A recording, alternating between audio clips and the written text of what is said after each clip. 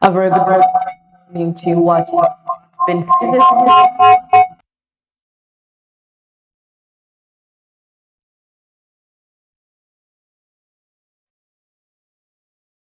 the 5 months of the year.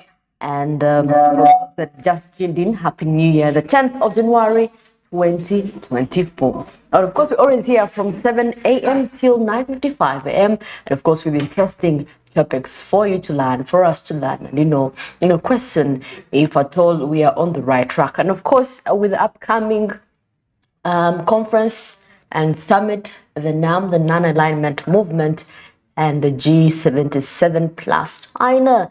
I mean, those are the their impact on the country Uganda, the host country Uganda, and of course the rest that are going to be joining us. So of course we're going to be expecting more than 100. Actually 70, almost 70 heads of state, and of course almost 5,000 delegates coming into we're going to open our doors to those very people. And of course, the non-alignment movement started in 1961. There's a lot that has been done, and of course this was after the Cold War, so they decided to align together and form a safe space for most people. So as we await just a few weeks from now, we're going to be diving into it. But of course, some people feel like this could be an opportunity for Uganda to have bilateral talks with different nations. Mostly we talk about China, we talk about India, one of the big economies in the world. So definitely, just because why? I mean, we're no longer part of we've not been expelled, but then for now, I think we're not going to be partisan of the AGOA. So what does that leave for us? We have to create talks within other economy so that we can thrive. And of course, probe was into the Attorney General, and of course, a lot of money had to be accounted for, trillions of money wasted. And of course, we are already past the 90 mark of debt, 90 trillion debt. So what does that leave for us as the country Uganda? I mean, they're talking about cutting costs, cutting budgets from some sectors. Well, of course, with this non-aligned movement, we have a lot that we can learn. And of course, I'm with Enid and Kuna. Good morning, Enid.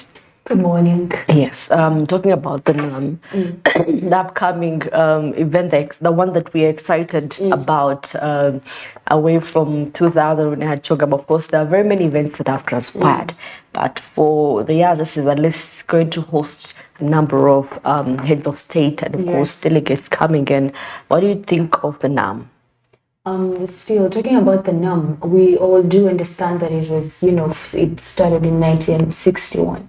So, and with the over 120 countries that are, taking part in this. And for Uganda to host NAM, I think it comes with a lot of benefits and advantages that are added to it, because we could, for a mere fact, we could even look at the infrastructure. We've seen people that are trying to do, constructions here and there. We have road diversions and the roads are being worked upon. So it's a very good, I would call it a great opportunity for a country like Uganda to host, because, we're having different heads of states coming in here to discuss, because, the reason as to why this was started was to help the developing countries.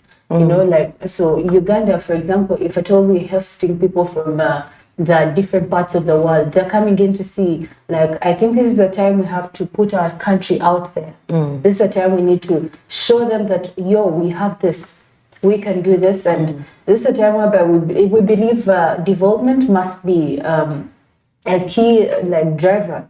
We need to mainly look at what are we going to do, and then it also helps us, by the way, when it comes to in economic terms, because first of all, our market share is going to increase if at all we really take we use this opportunity, because right now we're looking at this as a chance that we really need to use. We need to optimize. We need to utilize this time. This is the time whereby we need to put ourselves out there. We need to sell ourselves to the world, because as they're coming in, obviously the different parts of the of the world. Each country that will be here, they will obviously have their people. Okay. They'll be watching us. Yeah. So obviously we need to sell out, I would call it. We need to sell out. It's going to enhance our reputation. Exactly. You know? Yeah. Leave alone even the reputation, but still, when it comes to economic terms, economic development, because we can even strike deals. You use that as the an bilateral opportunity talks. Exactly. You do the talks, and you even show them that our energy is based on this, or we have more in maybe agriculture, because it has always been agriculture, and then industrialization, and you show them that we do have this, so how can we go about this? This is a great thing, and we're very lucky actually. Out of almost 100 and something countries, Uganda is going to host. So that's a very great opportunity that we need to use 2024. Yeah, well, of course, the last was in 2019, and of course, it was at Azerbaijan. Yes, and of course, it was in 2019 October. That is when the non-alignment movement, because I remember after that there was COVID-19, and of course people were not allowed to engage in big numbers. And of course, with such events, with such summits, with such conferences, there is increased visibility for a nation. If a nation has been, not fully recognized, I believe, because even Uganda, I think Uganda, for it to host it was nominated like years ago, 2021 or some years ago. So definitely they give chance for everyone to participate. So definitely for Uganda, it's gonna increase our international visibility. People are gonna come and look at the beautiful sceneries that we have. I've seen infrastructure developments being made over the flyover there. And of course, good, but of course, we shouldn't wait for such big, huge events to put us on panic, and then we have construction going on. But I guess this could be something that we have to embrace, and of course, attracting attention and potentially boosting the diplomatic standing of a country. That is one of the benefits that we can have as a country. Of course, economic benefits. Talk about economics, bilateral talks that you have with different nations. I mean, we're gonna be having India, we're gonna be having China. So definitely, those are one of the big economies away from US, which is also grappling with debt. So I need assistance. I believe when it comes to China is well equipped with technology advancement. So definitely we can pick a leaf, and I believe that could be one of the ways. We should expect some international, cooperations and all that. But of course, away from that, given the fact that we get the reputation, we get the financial burden. And of course, you've had cases where these events, summits come up and they have to buy new vehicles, they have to, do extraordinary things. So it creates a financial burden onto the country. The expenditure, the cost of hosting an international event really requires you to put out a lot. Yeah, and the fact that you see billions are being spent on unnecessary things. I mean, we have ghost workers, we have money that was put in vaccines and they were expired and they were never used.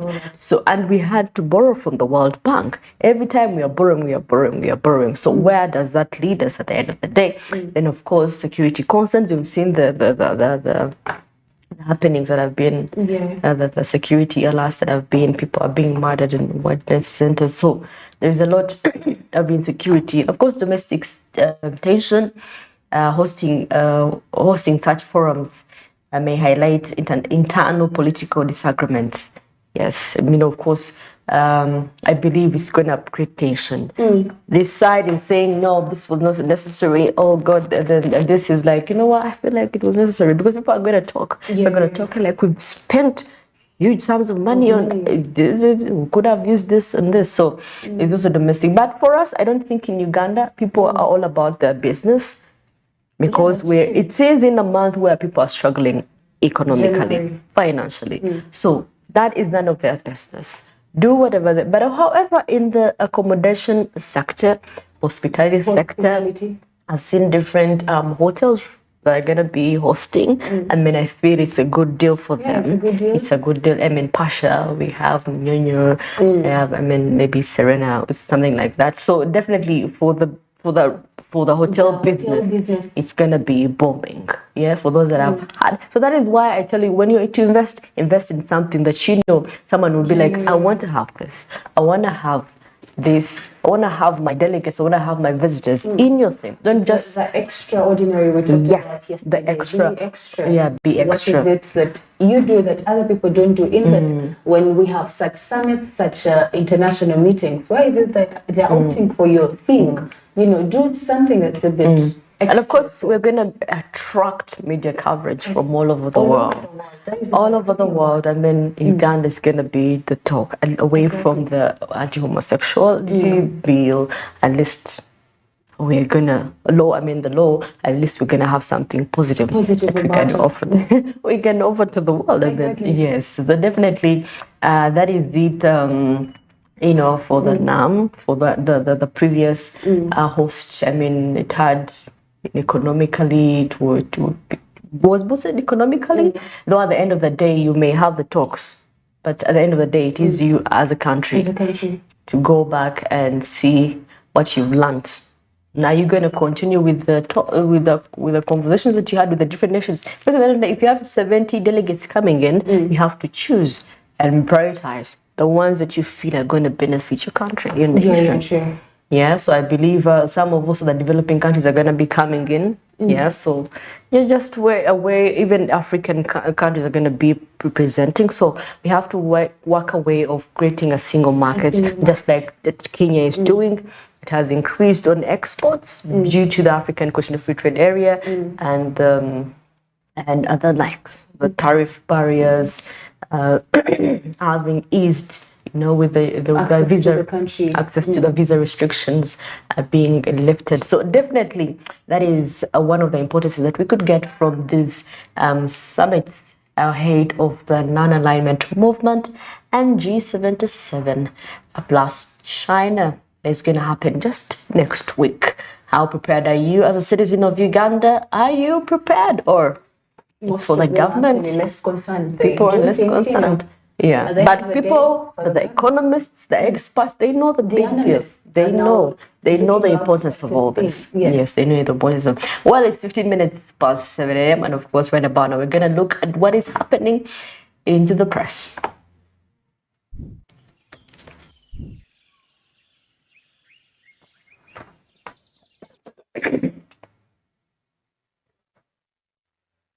Well, of course, for me, the new vision, and of course, yesterday the Auditor General was around Parliament, and of course, the audits came in, the money that was lost. I don't know if it was lost, but then misallocated.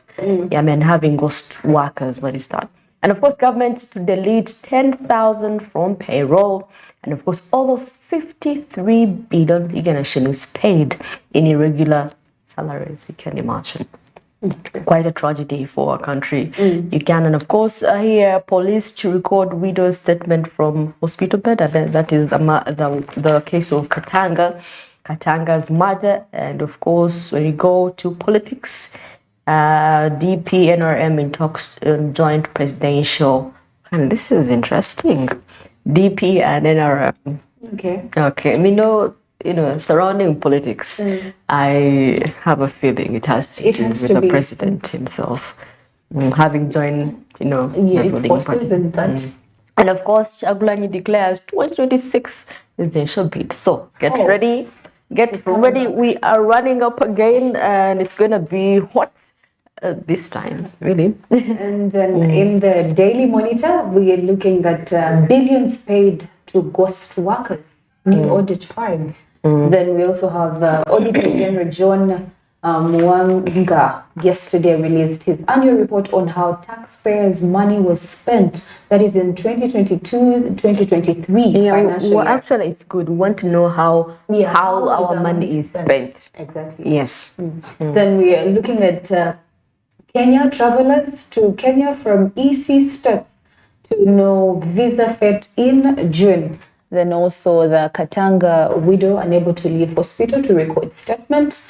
then what is it for people that are more, into real estate and all? They're looking at homes. Then the age of smart homes is here. Smart homes. So we're moving from smartphones, Well, a house where you can just walk in and the lights Are we ready? and the lights go on and the shower you just tap, your shower goes on. Well, of course, here the new vision strategized to tap NAM dollars. That is according to the business community. And of course, the business community leaders in Kampala have asked traders to strategize, which is good. Strategize into, but stock things. Be that one person that they have to run to. Everything is in there. They have to run to for you to provide their needs. I mean, the food suppliers are going to get money. Money. Yes. So people who are into fruits, because I mean fruits, people are into poultry. I mean, this is your time to shine. I mean, tap on the blessing that is coming into our country, Uganda. And of course, still as a group saying that they provide an opportunity to make money and secure future business opportunities. You can imagine. You could be the supplier of maybe Irish to maybe in Kenya or maybe South Africa or maybe China. It could open a big market for individuals. So set yourself in Magana. They say kwecheka. For those that know, yes. But some people are you just need to come out of the blue and you're out. What do you have to show? Those in the wine business, people love to drink. Put yourself out there. Coffee. Come on, people love tea, coffee. Every day. Is something. Talking about NAM, in the Daily Monitor, we have installed high-speed internet ahead of NAM. The government says so. Wow. I'm looking at the thing here in a related development. The UN Women in participation with government have organized an exhibition at Serena Hotel Chigo. They've actually done this, dubbed Sort of the Nile Women in Agribusiness. Oh, that's nice. Expo. It's like an expo summit where 40 women will exhibit different crops grown in Uganda for the international delegates. Oh, yeah. That's a very good move. I think that's why the business community, though, like, waiting is strategized to shine, that dollars. Yeah. And of course, still, what is the general complete salary payroll audit recommends 10,192 to be struck off. And of course, a total of 6,307 employees were either confirmed dead, absconded, or returned by the time of validation. So trillions of money was actually, billions of money was lost in irregularities. Mistakes were made. Expired vaccines after there were actually the vaccines at the reporting date were 28.2 billion, which we had borrowed from the World Bank. And they expired. People were reluctant to take the vaccines. Come on, guys. Not even reluctant. People were a bit scared. Oh yeah. You know how Ugandans can be. So people were saying, oh no, what if I do take the injection and things don't go well for me? And then the student loans, there is livelihood, also that as well, millions were lost. And of course, then there is the NEMA auctioned on wetlands, then the recruitment of health workers, Uganda prisons, and public debt rises. Yeah, actually, public debt. And of course, Mwanga pointed out that the worrying trends of Uganda's debt stock. And of course, he said that as of June 30th, 2023, the total public debt stood at 96.16 trillion. The mark is always 90, and we are past 96. No, this is something. We need to do something. And of course, a comprising of domestic debt stock of 43.69 trillion, that is 45%, and of course external stock of 52. Wow, last year they were actually encouraging people to reduce from domestic borrowing, which is also covering 45%. 45%. It's a huge amount of money.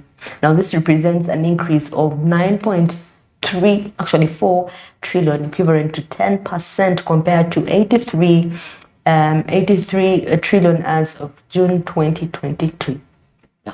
Those are the statistics on how we've been spending our money the whole of last year, comparing 2022 to 2023. So what does that leave for our country, Uganda? Well, of course, right about now, we're joined with Andrew Barigi, and of course, he's going to be giving us some updates on what is happening at the traffic. Good morning, Andrew. Where are you? How is the situation on a beautiful Wednesday morning? Thank you, Marcy and Enid, and definitely heading into our traffic report at this particular hour. And according to the observation, as you can clearly see down there, it's quite free. Today is a Wednesday. It's not it's kind of calm, of course, definitely being the middle of the week.